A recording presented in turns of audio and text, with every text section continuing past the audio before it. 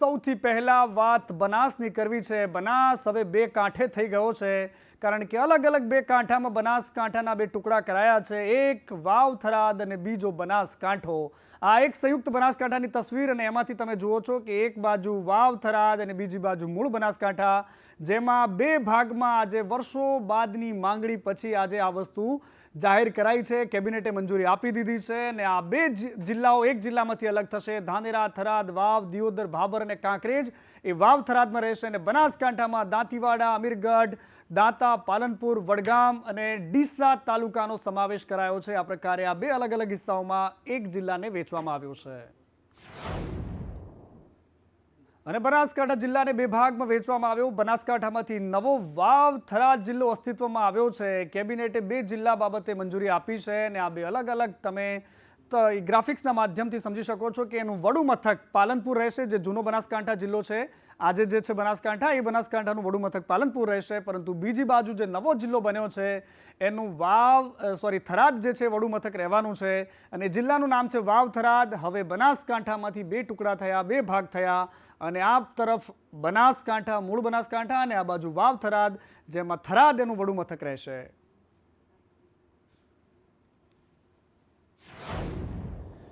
અને આ વિભાજનનો મુદ્દો જ્યારે સામે આવ્યો છે તો કોંગ્રેસમાં પણ બે અલગ અલગ ભાગ પડ્યા છે, પરંતુ કાંકરેજના લોકો છે તેઓ કંઈક અલગ જ માંગ કરી રહ્યા છે। કાંકરેજનો વાવ થરાદ જિલ્લામાં સમાવેશ થયો છે અને શિહોરીમાં આગેવાનોએ ભેગા થઈને વિરોધ કર્યો કે ભાઈ અમને કાં તો પાટણમાં રાખી દો અથવા તો બનાસકાંઠામાં રહેવા દો, પરંતુ અમારે વાવ થરાદમાં નથી જવું। માંગ નહીં સ્વીકારાય તો બજારો બંધ રાખીને ચીમકી ઉચ્ચારી છે। કાંકરેજ શિહોરીના બજારો બંધ રાખવાની ચીમકી ઉચ્ચારાઈ છે। એમનું કહેવું છે કે અમને વાવ થરાદ નહીં પરંતુ બનાસકાંઠા મૂળમાં રહેવું છે અને આ પ્રકારની માંગ અહીંયા આજે પહેલીવાર સામે આવી છે,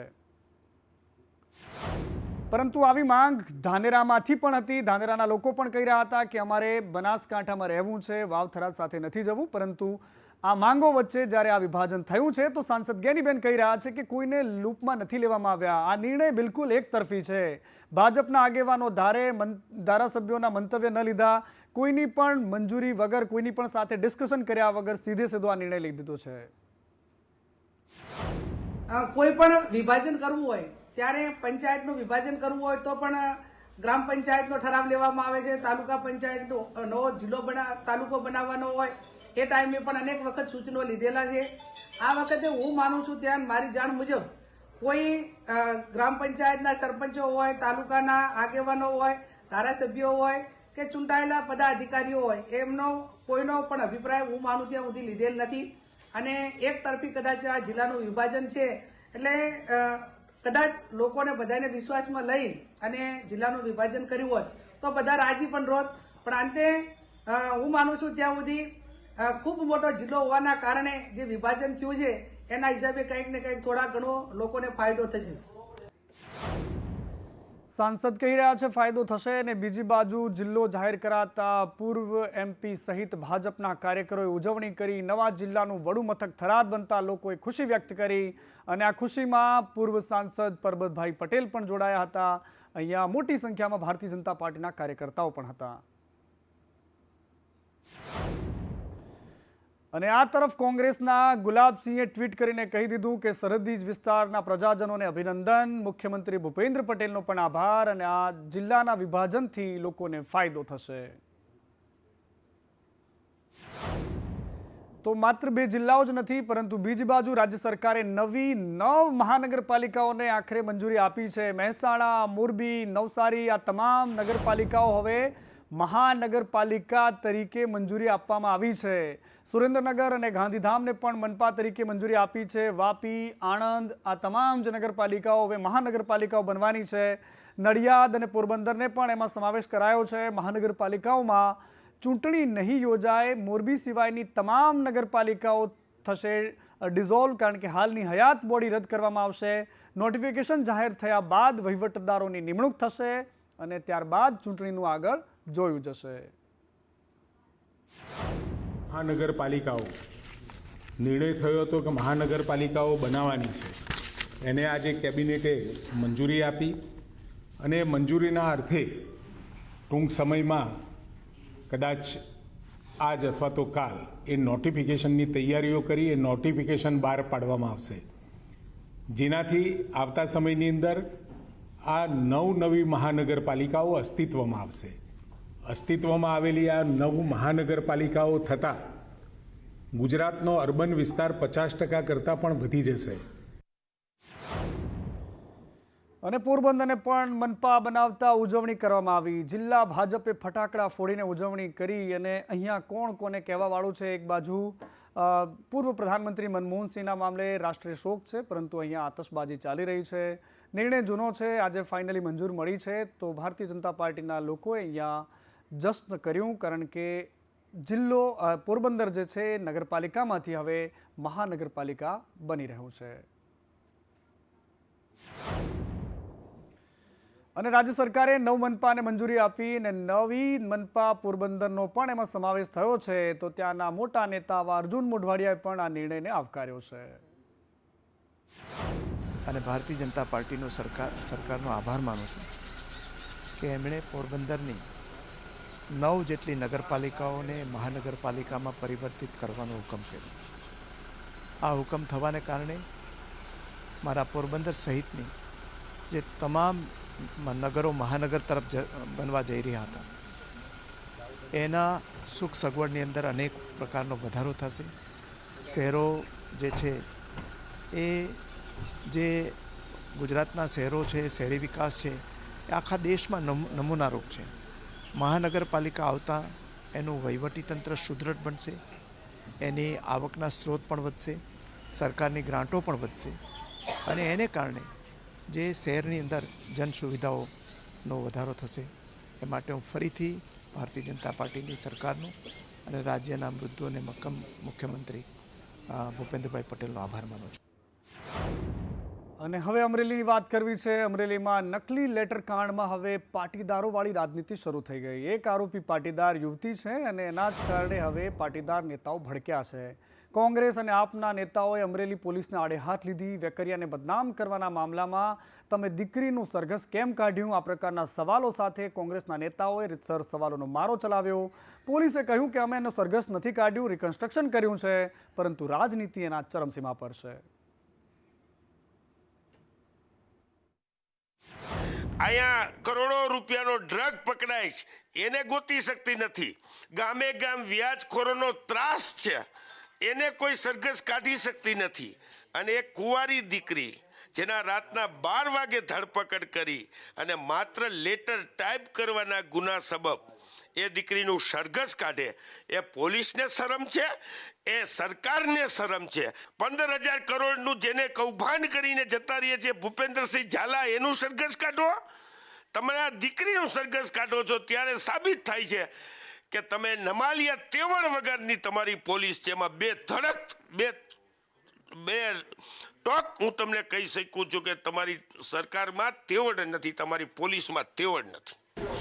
મેં જે જાણકારી લીધી એ પ્રમાણે એ સરઘસ નથી કાઢ્યું, પરંતુ કોઈ પણ પ્રકારનો બનાવ, ઇન્સિડન્સ બને, ગુનો બને એટલે એનું રિકન્સ્ટ્રક્શન થાય. રિકન્સ્ટ્રક્શન હતું. તમે કદાચ જોયું હશે તો પોલીસ અથવા તો આરોપીઓ જે અત્યારે નોંધવામાં આવ્યા છે, ક્યાંય તમને એવી બોડી લેંગ્વેજ પણ જોવા નહીં મળે કે એમના ઉપર ક્યાંય બળજબરી થઈ હોય, અત્યાચાર થયો હોય, પરંતુ ઘટનાનું પુનઃ કેવી રીતે થઈ એનું રિકન્સ્ટ્રક્શન હતું. અને આ તરફ કોંગ્રેસના મહિલા પ્રદેશ અધ્યક્ષ જેનીબેન ઠુમ્મર જેલમાં પાયલ ગોટી સાથે મુલાકાત કરી આવ્યા. એ પાયલ કે જેના માટે પાટીદાર સમાજના નેતાઓ અત્યારે મુહિમ ચલાવી રહ્યા છે. પાયલના પરિવાર સાથે જેનીબેન આજે મુલાકાત કરી. વિઠ્ઠલપુરમાં એમની સાથે એમણે મુલાકાત પણ કરી હતી. પાર્ટીના 3 કાર્યકરો કે જેણે પત્ર લખ્યો છે, કોઈની હત્યા નથી કરી, કોઈનું બળાત્કાર કરીને કોઈની સાથે ઉપકૃત્ય નથી કર્યું. તમારી એટલી બધી જો કાયદો અને વ્યવસ્થા જાળવવાની વાત હતી તો તમારે હત્યારાઓ પકડવાની જરૂર હતી. ડ્રગ્સના જે પેલા હતા, ડ્રગ્સ જે વેચે છે એને પકડવાની જરૂર હતી. રેતીના માફિયાઓને પકડવાની જરૂર હતી. પત્ર લખ્યો ને તમે પકડીને તમે એવી છાપ છોડવા માંગો છો કે અમે બહુ મોટું કામ કર્યું છે, કે આજથી લઈને જ્યાં સુધી આ દીકરીને એના ઘરે નહીં પહોંચાડું ત્યાં સુધીના પરિવાર સાથે હું રહેવાની છું. અને અલગ અલગ પ્રતિક્રિયાઓ આવી રહી છે, જેમાં પાટીદાર અગ્રણી અલ્પેશ કથેરિયાએ કહ્યું કે ગુજરાતમાં દીકરીનો વરઘોડો મેં મારી જિંદગીમાં પહેલીવાર જોયો છે, તેમજ દીકરીનું જામીન મુક્ત થાય તેના માટે પ્રયાસ કરવા જોઈએ. તો બીજી બાજુ પાસના પૂર્વ નેતા ધાર્મિક માલવિયાએ પણ કહ્યું કે રાજકીય વ્યક્તિને વહાલા થવાને લઈને કોઈ પણ અધિકારીઓ આ પ્રકારની ભૂલ ન કરવી જોઈએ. દિનેશ બાંભણિયાએ પણ કહ્યું કે દીકરીઓના સરઘસ ન હોય ભાઈ. રાત્રે 12 વાગ્યા પછી એની ઘરેથી ધરપકડ કરવી સૂર્યાસ્ત પછી જે કાયદાથી વિરુદ્ધ છે. માનવ અધિકાર અને કાયદાથી વિરુદ્ધ થઈ અને દીકરીનો વરઘોડો મેં મારી જિંદગીમાં ગુજરાતમાં પહેલી વાર જોઈ. દીકરીને ઓફિસથી 1.5 કિલોમીટર દૂર ઉતારીને તમે બધા વચ્ચે એની બીજે બેઇજ્જતી કરી છે, જેની ફજેતી કરી છે. તેમાં જે કોઈ પણ ગુનેગાર છે, અધિકારીઓ હોય કે કોઈ પણ હોય, એના વિરુદ્ધ કાર્યવાહી થવી જોઈએ અને તત્કાલ ધોરણે દીકરી જામીન મુક્ત થાય એ માટેના પ્રયાસ થવા જોઈએ અને થવા જોઈએ. એની અંદર કે આ ગુનાની અંદર કોઈ એનો એવો પહેલેથી ઈરાદો નહોતો કે આની અંદર સંડોવાય. તો એ બાબત તો સ્પષ્ટ છે કે પોલીસે જાણે જોઈએ અને કોઈ બી રાજકીય વ્યક્તિના વહાલા દવલા થવાની નીતિની અંદર કોઈ પણ અધિકારી આ ગંભીર બેદરકારીને ભૂલ કરી છે તો એણે ભોગવવી પડે. તો એ રીતે તંત્રમાં બી કોઈ બી લેવલના અધિકારી હોય તેની સામે કાયદાકીય કાર્યવાહી થવી જોઈએ. પરંતુ આવા સામાન્ય બાબતના ગુનામાં અને ખાસ કરીને જે આરોપી જ નથી, જે ફક્ત એક નોકરી કરતી દીકરીએ ટાઈપિંગ કર્યું છે, એને આવી રીતે સરઘસ કાઢવું તે બિલકુલ વ્યાજબી નથી. અને આ તરફ સાંસદ ભરતભાઈ સુતરિયાએ પણ પ્રતિક્રિયા આપતા કહ્યું છે કે આમાં રાજનીતિ ન થવી જોઈએ. કાયદો કાયદાનું કામ કરી રહ્યો છે, ખોટી સમાજના નામે રાજનીતિ ન કરો. આમાં અમારો કોઈ જવાબ દેવાનો થતો નથી. કેસ બની ગયો છે, એમાં આ પોલીસની મેટર છે, એ પોલીસનું કામ કરે છે, કાયદો કાયદાનું કામ કરે છે. અને મૂળ આમાં કોંગ્રેસ રાજકારણ કરી રહી છે સમાજના નામે. એટલે હું સમાજને કહું છું કે આમાં કોઈ રાજકારણ લાવવું નહીં. તો કોંગ્રેસે જેટલા પણ આરોપો લગાવ્યા, પાટીદાર નેતાઓએ પણ જેટલા પણ આરોપો લગાવ્યા, પરંતુ એની સામે અમરેલીના એસપી શું કહી રહ્યા છે એ પણ જરા સાંભળી લો. લેટર લખવા માટે કાગળ ઉપર કોરા લખીને આપેલું હતું, એ લખાણ નષ્ટ કરેલું છે, સળગાવેલું છે, કુરિયર કરવામાં આવેલ છે. તે બાબતે માત્ર આરોપી જ જાણકાર હોય, એને કઈ જગ્યાએ છુપાઈને રાખેલ છે, કેવી જગ્યાએ છુપાઈને રાખેલ છે, એ પોલીસ તપાસમાં સમક્ષ આવવું ન્યાયની હિતમાં બહુ જરૂરી હતું. અને તે માટે આપણે એ આરોપીને લઈને એ જે જગ્યા બનાવ બનેલ છે તે જગ્યા ઝડપી તપાસ માટે લઈ ગયા હતા. એમાં પણ આરોપીને કોઈ પણ પ્રકારની સરઘસ કાઢવામાં આવેલ નથી. અમારા તરફથી કોઈને અગાઉથી જાણ કરવામાં આવેલ ન હતી. અને આ તરફ હવે આવેદનપત્રોની પણ હવે શરૂઆત થઈ ગઈ છે. સુરત કલેક્ટરને આવેદનપત્ર આપવામાં આવ્યું. સર્વ સમાજ અને સંસ્થાઓ દ્વારા આ પ્રકારનું આવેદનપત્ર આપવામાં આવ્યું, જેમાં કોંગ્રેસના નેતાઓ પણ જોડાયા હતા.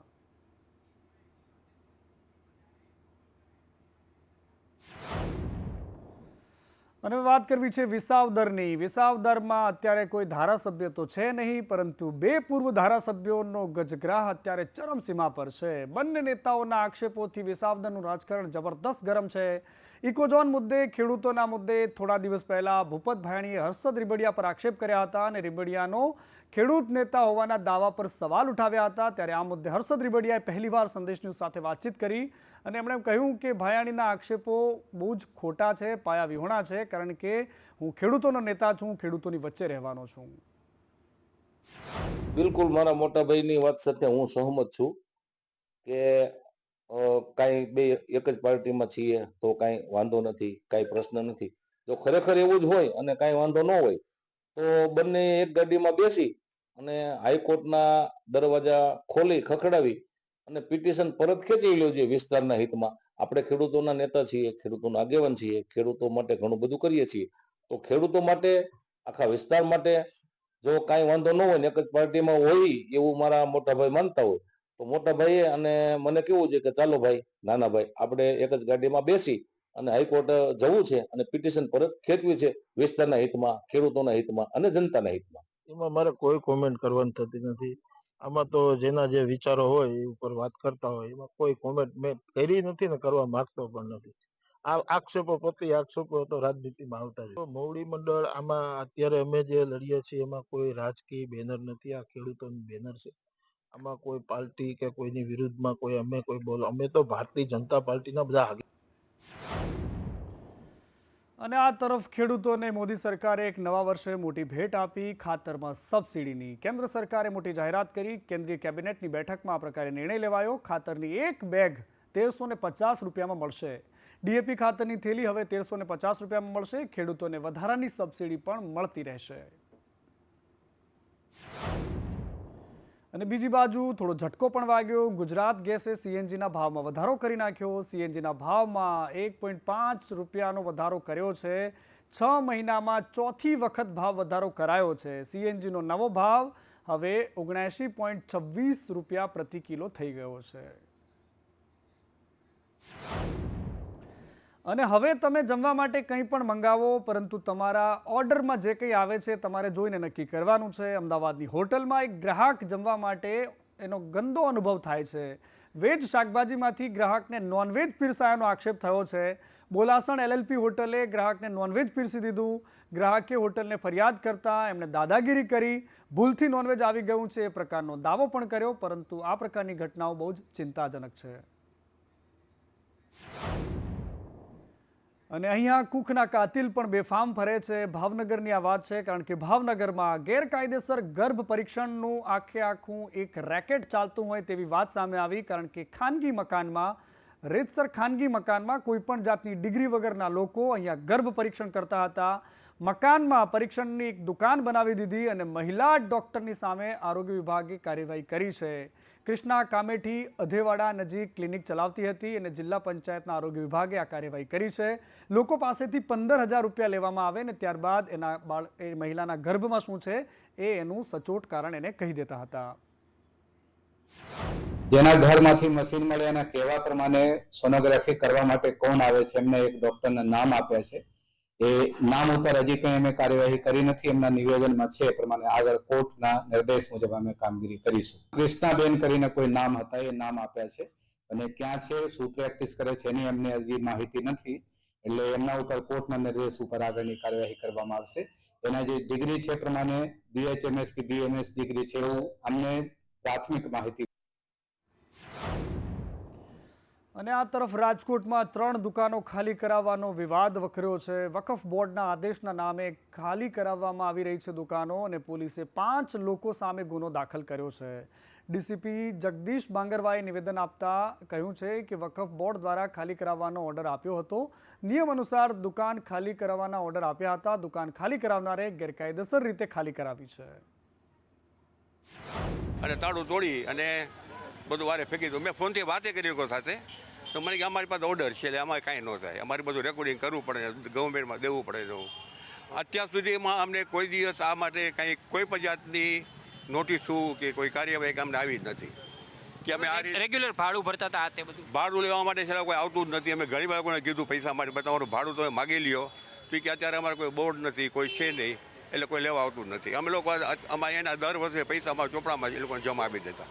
બિલકુલ. હવે તમે શું ઈચ્છો છો? શું ઈચ્છવામાં તો શું કરવાનું સાહેબ, બીજું न्याय જોઈએ બધી રીતનો. ना हम मौलाना है ना कुछ है, ना हम मौलाना है यहाँ के, ना हम मस्जिद के हैं. आप क्यों कह रहे हैं रिपोर्टर को? हम क्या कह रहे हैं, हमारे कहने का मतलब यही है कि तुम लोग जो भी जाहिर करो सच्चाई जाहिर करो, बस इतना है.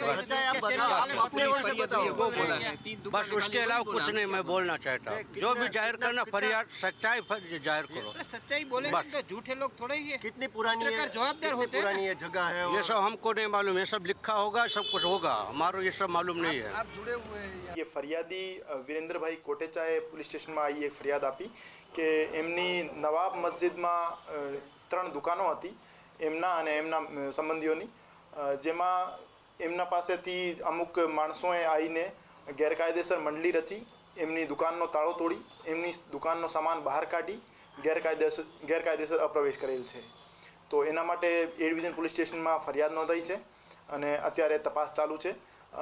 પ્રથમ દ્રષ્ટિએ એવું જાણવા મળ્યું છે કે દુકાન ભાડુઆત તરીકે દુકાનમાં ફરિયાદી રહેતા હતા અને લાંબા સમયથી એમના પાસે દુકાનનો કબજો હતો. વકફ બોર્ડનો એક હુકમ હતો જેમાં આરોપીને નિયમાનુસાર કાર્યવાહી કરી કબજો મેળવવાનો નિર્દેશ હતો, પણ જે આરોપી છે એમને નિયમોની પાલના કર્યા વગર ગેરકાયદેસર પ્રવેશ કરી દુકાનનો કબજો મેળવ્યો, એટલા માટે ફરિયાદ દાખલ કરવામાં આવી.